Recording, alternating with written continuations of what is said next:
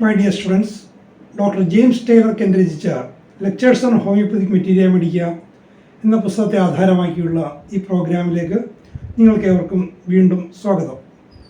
നമ്മൾ ലൈക്കോപോഡിയം എന്ന അധ്യായത്തെക്കുറിച്ചാണ് കഴിഞ്ഞ എപ്പിസോഡിൽ പറഞ്ഞു തുടങ്ങിയത്.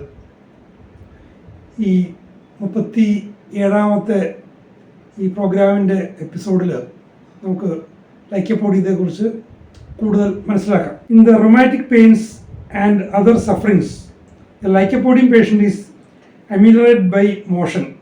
അപ്പോൾ വാദസംബന്ധമായ പ്രശ്നങ്ങളിൽ, വേദനകളിൽ ലൈക്കോപോഡിയം പേഷ്യൻറ്റിന് മോഷൻ കൊണ്ട് നടക്കുന്നത് കൊണ്ട് അല്ലെ അനങ്ങുന്നത് കൊണ്ട് ശമനമാണ് ലഭിക്കുന്നത്. He's extremely restless, must keep turning, and if there is inflammation with the aches and pains, the patient is better from the warmth of the bed and relieved from motion, and he will keep tossing all night. അപ്പോൾ രോഗി വല്ലാതെ restless ആണ്, അസ്വസ്ഥനാണ്, must keep turning, എപ്പോഴും അനങ്ങിക്കൊണ്ടിരിക്കണം. And if there is inflammation with the aches, വേദനയോടൊപ്പം inflammation ഉണ്ടെങ്കിൽ, വേദന ഉണ്ടെങ്കിൽ രോഗി better from the warmth of the bed, കിടക്കുമ്പോൾ ശരീരം ചൂടാകുമ്പോൾ കിടക്കയുടെ ചൂട് കൊണ്ട് അതിനൊരു ഒരു സൗഖ്യം ലഭിക്കുന്നു. മോഷൻ കൊണ്ടും റിലീഫ് ലഭിക്കുന്നു. And he will keep tossing all night, രാത്രി മുഴുവൻ ഇങ്ങനെ അനങ്ങിക്കൊണ്ടിരിക്കും. He turns and gets into a new place and thinks he can sleep, but the restlessness continues all night. ഉറക്കം കിട്ടാതെ ഇങ്ങനെ തിരിഞ്ഞും മറിഞ്ഞും ഓരോ സ്ഥലം മാറിയും മറ്റൊക്കെ കിടന്നുകൊണ്ടിരിക്കുകയാണ്. എവിടെയെങ്കിലും ചെല്ലുമ്പോൾ, എവിടെയെങ്കിലും കിടക്കുമ്പോൾ ഉറങ്ങാൻ പറ്റും എന്ന് വിചാരിച്ച് കിടക്കാം, പക്ഷേ അത് ലഭിക്കുന്നില്ല. രാത്രി മുഴുവൻ അസ്വസ്ഥതയോടുകൂടി തുടരുകയാണ്. He wants cool air, wants to be in a cool place with head symptoms. അപ്പോൾ തലയുമായിട്ട് ബന്ധപ്പെട്ട ലക്ഷണങ്ങളുള്ളപ്പോൾ തണുത്ത വായുവാണ്, തണുത്ത ഇടമാണ് അയാൾക്ക് താല്പര്യം. It is true that the headache is worse from motion enough to warm the patient up. അപ്പോൾ തലവേദനയുടെ കാര്യത്തിൽ പേഷ്യൻറ്റിനെ ഒന്ന് ചൂടാക്കാൻ മാത്രമുള്ള ആ ഒരു ചലനം കൊണ്ട് ഹെഡ് ഏക്ക് വർദ്ധിക്കും. But not from the motion itself, അത് മോഷൻ കൊണ്ടല്ല, ശരിക്കും ചൂടാകുന്നതുകൊണ്ടാണ്. The headache is worse from lying down and from the warmth of the room, and better in cold air and from motion until he has moved and exercise sufficient to become heated and the head aches becomes worse. അപ്പോൾ head ഏക്കിൻ്റെ കാര്യത്തിലൊരു ശ്രദ്ധിക്കേണ്ട കാര്യം, headache is worse from lying down and from warmth of the room.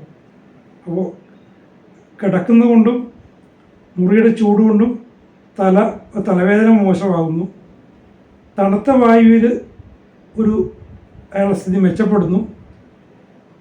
ചെറുതായിട്ട് ചലിക്കുമ്പോഴും മെച്ചപ്പെടുന്നു. പക്ഷേ ഒരു പരിധിയുണ്ട്. Until he has moved and exercise sufficiently to become heated.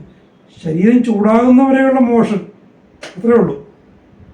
ആ ഒരവസ്ഥ കഴിഞ്ഞാൽ ഹെഡ് ഏക്സ് കൂടും. അപ്പോൾ ഹെഡ് ഏക്ക് വർദ്ധിക്കുന്നത് മോഷൻ കൊണ്ടല്ല, മോഷൻ കൊണ്ടുണ്ടാകുന്ന ചൂടാണ് പ്രശ്നം. അതാണ് ഇവിടെ കെൻ്റ് വിശദീകരിച്ച് പറയുന്നത്. There is quite an important things to remember concerning lycopodium. അപ്പോൾ ലൈക്കോപോഡിയവുമായിട്ട് ബന്ധപ്പെട്ട് ചിന്തിക്കുമ്പോൾ ശ്രദ്ധയിൽ വരേണ്ട പ്രധാനപ്പെട്ട ഒരു കാര്യമാണ്, ചലനം കൊണ്ടല്ല സ്ഥിതി മോശമാകുന്നത്, ശരീരം ചൂടാകുന്നതുകൊണ്ടാണ് അയാളുടെ തലവേദനയുടെ അവസ്ഥ മോശമാകുന്നത്. Because it may constitute a distinguishing feature. The head symptoms are worse from warm wraps and warm bed. അപ്പോൾ തലയുടെ ലക്ഷണങ്ങൾ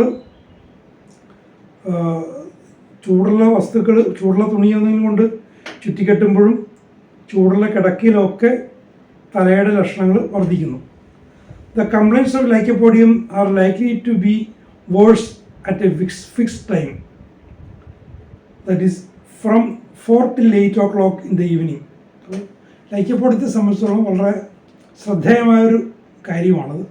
ലൈക്കോപോഡിയത്തിൻ്റെ ലക്ഷണങ്ങൾ വർദ്ധിക്കുന്നതിന് വളരെ കൃത്യമായിട്ടൊരു സമയമുണ്ട്. അത് 4 മുതൽ 8 വരെ വൈകുന്നേരം. അത് ഏതൊക്കെ കാര്യങ്ങളാണെന്ന് കെൻഡ് തുടർന്ന് പറയുന്നുണ്ട്. And exacerbation comes on in the acute complaints and often in the chronic complaints at this time. അപ്പോൾ വൈകുന്നേരം 4 മുതൽ 8 വരുന്ന സമയത്ത് അക്യൂട്ട് കംപ്ലയിൻസ് ആയാലും പലപ്പോഴും ക്രോണിക് കംപ്ലയിൻസിന് പോലും ഒരു നെഗറ്റീവായിട്ടൊരവസ്ഥ, അത് മോശമാകുന്നൊരവസ്ഥ, എക്സർബേഷൻ വരുന്നു. The Lycopodium chill and fever is worse at this time. ഈ സമയത്ത് ലൈക്കോപോഡിയത്തിൻ്റെ കുളിരും പനിയും ഒക്കെ മോശമാകുന്നു.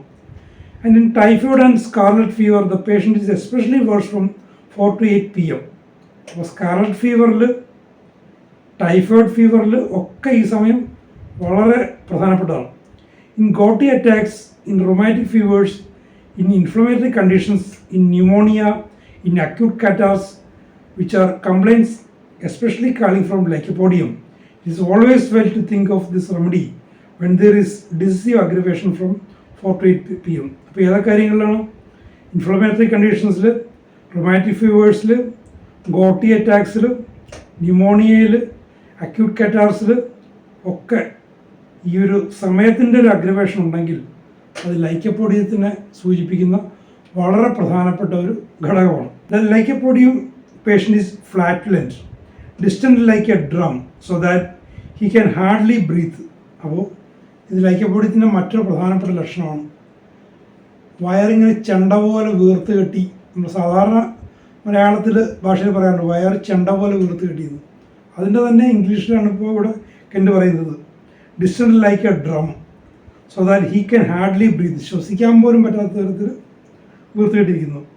The diaphragm is pushed upwards, infringing upon the lung and heart space, so that he has palpitation, faintness and dyspnoea. വയറിനെ 2 ഭാഗങ്ങളായിട്ട് വിഭജിക്കുന്ന ആ സ്ഥലം അത് മേലേക്ക് ഉയർന്നിട്ട് അത് ലങ്ങിൻ്റെ ഹാർട്ടിൻ്റെ സ്പേസിനെ അത് ഞെരുക്കിയിട്ട് രോഗിക്ക് നെഞ്ചിടിപ്പും ബോധക്ഷയവും ശ്വാസമുട്ടലും ഒക്കെ ഉണ്ടാകും. It is not uncommon to hear a lycopodium patient say everything I eat turns into wind. ഉണ്ടോ? ഒരു ലൈക്കോപോഡിയം പേഷ്യൻ്റ് ഇങ്ങനെ പറയുന്നത് അസാധാരണമാണെന്നൊക്കെ എൻ്റെ പറയുന്നത്. എങ്ങനെയാണ്? ഞാൻ കഴിക്കുന്നതെല്ലാം കാറ്റായി മാറുന്നു. അപ്പോൾ ഇത് പറയുമ്പോൾ മറ്റൊരു അനുഭവം എൻ്റെ പിതാവിനുണ്ടായൊരു അനുഭവമാണ്. അദ്ദേഹത്തിൻ്റെ യൗവനത്തിൽ ഞാൻ ഒരു ശിശുവായിരിക്കുമ്പോൾ അദ്ദേഹത്തിന് ഹെർണിയ ബാധിച്ചിട്ടുണ്ട്. വയറിൻ്റെ ഒരു വശത്ത് ഹെർണിയ ബാധിച്ച് അതിന് സർജറി ചെയ്തിട്ടുണ്ട്. പിന്നീട് ഒരു 2010 ആയപ്പോൾ മറ്റേ വശത്തും ഹെർണിയയുടെ പ്രശ്നങ്ങൾ വന്നു തുടങ്ങി. അപ്പോൾ ഞാനുമായിട്ടുള്ള ബന്ധം വെച്ചുകൊണ്ട് ബാബുച്ചേട്ടത് പോയി. ബാബുച്ചേട്ടൻ കേസെടുത്തു, വിശദമായിട്ട് കേസെടുത്തു. കേസെടുത്ത ശേഷം പിന്നീട് ഞാൻ കണ്ടപ്പോൾ എന്നോട് പറഞ്ഞത്, ഇത്രയധികം ലക്ഷണങ്ങളുള്ള ഒരു രോഗിയെ ഞാൻ വളരെ ചുരുക്കമായിട്ട് കണ്ടിട്ടുള്ളൂ. ബാബുച്ചേട്ടൻ അങ്ങനെ അധികം കേസെടുക്കുന്ന ആളല്ല. വളരെ ചലഞ്ചിങ് ആയിട്ടുള്ള, കോംപ്ലിക്കേറ്റഡ് ആയിട്ടുള്ള കേസുകൾ മാത്രമേ ബാബുച്ചേട്ടൻ എടുക്കുമായിരുന്നുള്ളൂ. അങ്ങനെ എടുത്തൊരു അനുഭവത്തിൽ ഇത്രയധികം സിംറ്റംസ് ഉള്ള രോഗിയെ ഞാൻ കണ്ടിട്ടില്ലെന്ന് പറഞ്ഞു. അപ്പോൾ ലൈക്കോപോഡിയമാണ് സെലക്ട് ചെയ്തത്. അപ്പോൾ അപ്പൻ ചെന്നത് ഹെർണിയ പ്രശ്നമായിട്ടാണ്.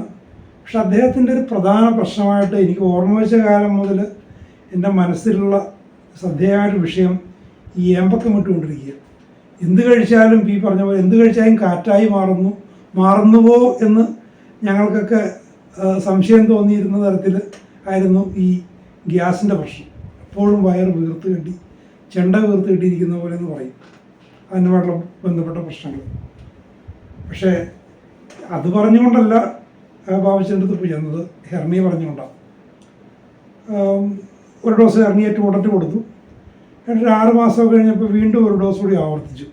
പിന്നീട് കൊടുത്തിട്ടില്ല. അദ്ദേഹം 2016 മരിക്കുന്നത്. മരിക്കുന്നവരെ ഹെർണിയയുടെ പ്രശ്നങ്ങൾ യാതൊന്നും ഉണ്ടായിരുന്നില്ല. അപ്പോൾ ഈ ചെണ്ട പോലെ വീർത്ത് കെട്ടിയിരിക്കുന്നു, കഴിക്കുന്നതെല്ലാം കാറ്റായി മാറുന്നു എന്ന് പറഞ്ഞ ആ ഒരു ലക്ഷണത്തിനുള്ള ഒരു സാധൂകരണം എന്ന രീതിയിൽ ഞാൻ ഈ അനുഭവം പറഞ്ഞതാണ്. After a mere mouthful, he becomes flatulent and distended, so that he cannot eat anymore. കുറച്ച് കഴിച്ചാൽ മതി, അപ്പോൾ തന്നെ വയറ് വീർത്ത് കെട്ടി നിറഞ്ഞു വരും, പിന്നീട് കഴിക്കാൻ പറ്റില്ല. ഈ ഒരു അവസ്ഥ എൻ്റെ പിതാവിനുണ്ടായിരുന്നു. He says a mouthful filled himself up to the throat. കുറച്ച് ഒരു വായ കഴിച്ചാൽ മതി, തൊണ്ട വരെ വന്ന് നിറയുന്നു. കുറച്ച് കഴിച്ചാൽ തൊണ്ടയോളം വന്ന് നിറയുന്നു എന്ന് പറയുന്ന ഒരു അനുഭവം പലരും അങ്ങനെ പറഞ്ഞു കേട്ടിട്ടുണ്ട്. അത് ഈ കഴിക്കുന്നതൊക്കെ കാറ്റായി മാറുന്നതുകൊണ്ടുള്ളൊരു പ്രശ്നമാണ്. While the abdomen is distended, he is so nervous and he cannot endure any noise. അപ്പോൾ വയറിങ്ങനെ വീർത്തിയിട്ടിരിക്കുമ്പോൾ അയാൾക്ക് നെർവസ് പ്രശ്നങ്ങൾ ഉണ്ടാകുന്നുണ്ട്. അയാൾ വല്ലാതെ നെർവസ് ആകുന്നു. അയാൾക്ക് ആ നെർവസ്നെസ്സിൻ്റെ ഒരു മാനിഫെസ്റ്റേഷൻ എങ്ങനെയാണ്? അയാൾക്ക് ശബ്ദം താങ്ങാൻ പറ്റുന്നില്ല. നിസ്സാര ശബ്ദങ്ങൾ പോലും കേട്ട് പറയുന്നുണ്ട്. The noise of the crackling of paper, ringing of bells or slamming of doors goes through him and causes fainting. അപ്പോൾ കടലാസ് കീറുന്നത്, മണിയടിക്കുന്നത്, വാതിലടയ്ക്കുന്നത്, അങ്ങനെയുള്ള നമ്മുടെ നിത്യജീവിതത്തിൽ എപ്പോഴും കേൾക്കുന്ന ശബ്ദങ്ങൾ പോലും പാസസ് ത്രൂ ഹിം, അയാളിലൂടെ തുളച്ചു കയറുന്ന ശബ്ദം, ഒരാളിലൂടെ തുളച്ചു കയറുന്ന ഒരു ഫീലിംഗ്, അതൊരു പ്രത്യേക നെർവസ്നെസ്സാണ് ഉണ്ടോ, അത് ലൈക്കപ്പെടുത്തിയിട്ടുണ്ട്. ഇനി ഇവിടെ ഒരു പ്രധാനപ്പെട്ട ഒരു സാമ്യം കെൻ്റ് കൊണ്ടുവരുന്നുണ്ട്. ഇതേ ലക്ഷണങ്ങൾ കാണിക്കുന്ന ഒരു 3 ഔഷധങ്ങളെ കൂടി അദ്ദേഹം പറയുന്നു. എന്തൊക്കെയാണ്? ആൻറ്റിക്രൂഡം, ബോറാക്സ് ആൻഡ് നാട്രമ്യൂർ. ഇതേപോലെ ശബ്ദത്തോട് വല്ലാതെ സെൻസിറ്റീവ്നെസ് ഉള്ളത്, അല്ലെങ്കിൽ നെർവസ് കണ്ടീഷൻ ശബ്ദത്തോടുള്ള സെൻസിറ്റീവ്നെസ്സായിട്ട് മാനിഫെസ്റ്റ് ചെയ്യുന്ന മറ്റ് 3 ഔഷധങ്ങൾ ഏതൊക്കെയാണ്? ആൻറ്റിക്രൂഡം, borax, നാട്രമ്യൂർ. These general conditions go through all complaints, acute and chronic. അപ്പോൾ ഈ ജനറൽ കണ്ടീഷൻസ് അക്യൂട്ടായാലും ക്രോണിക്കായാലും എല്ലാ കംപ്ലയിൻസിലും ഇത് വരുന്നുണ്ട്. There is an excitable stage of the whole sensorium in which everything disturbs. അപ്പോൾ മൊത്തം സെൻസോറിയത്തിന് വല്ലാതെ എക്സൈറ്റബിൾ ആയിട്ടുള്ള സ്റ്റേജ് ഉണ്ട്. ആ ഒരു സ്റ്റേജിൽ എന്തും ഈ രോഗിയെ ഡിസ്റ്റർബ് ചെയ്യും. Little things annoy and distress. നിസ്സാര കാര്യങ്ങളുണ്ട്, ഒരു കടലാസ് കീറല്, മണിയടിക്കുക, അതൊക്കെ അയാളെ അനോയിഡ് ആക്കുന്നു, അയാളെ വല്ലാതെ വിഷമിപ്പിക്കുന്നു, അയാൾക്ക് വല്ലാതെ ഡിസ്ട്രസ് ഉണ്ടാക്കുന്നു. ഇത് ലൈക്കോപോഡിയം പേഷ്യൻറ്റിൻ്റെ വളരെ പ്രധാനപ്പെട്ട ഒരു ജനറൽ കണ്ടീഷനാണ്. ലൈക്കോപോഡിയത്തെക്കുറിച്ചുള്ള കൂടുതൽ കാര്യങ്ങൾ നമുക്ക് തുടർന്ന് കേൾക്കാം.